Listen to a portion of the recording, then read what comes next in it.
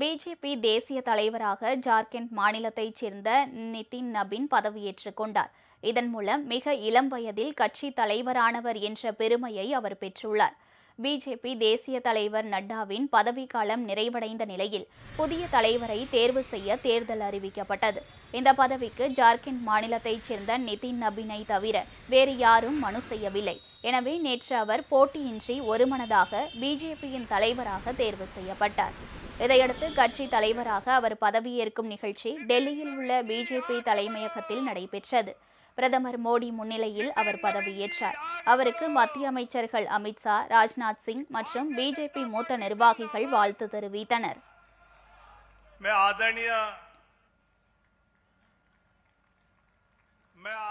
புதிய தேசிய தலைவராக தேர்வு செய்யப்பட்டுள்ள நிதின் நபின் மிக இளவயது தலைவராக மாறியுள்ளார். 26 வயதில் எம்எல்ஏவாக தேர்வான இவர் தற்போது 45 வயதில் பிஜேபி தேசிய தலைவராக தேர்வு செய்யப்பட்டுள்ளார்.